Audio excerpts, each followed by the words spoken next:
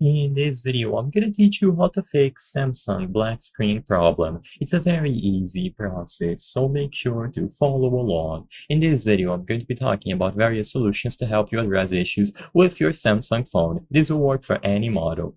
So maybe you dropped your phone and it is now displaying a black screen, or it randomly stopped working with the display and now all you see is black but you can still hear audio. This could be due to various reasons. The very first thing that I would recommend for everyone, regardless of the situation, is to press and hold the power button and the volume down button for 10 seconds or more.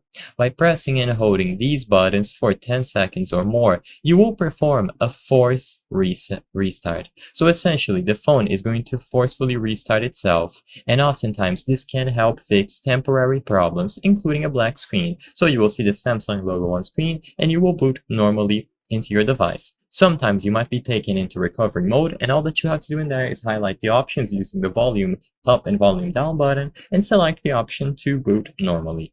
Now, if you notice that you see or feel some vibration and you still hear audio, but the screen is still black, then it could be a hardware problem.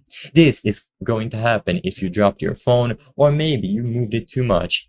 Oftentimes, in the best case scenario, the ribbon that connects the screen to the phone's PCB can come loose. If that's the case, then all that you have to do is make sure that this ribbon is properly connected. So if it did come loose, then just make sure that you inserted it again into its proper socket.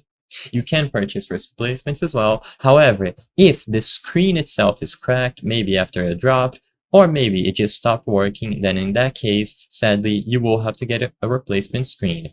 The ribbon reconnection solution will only work if the connector itself came loose.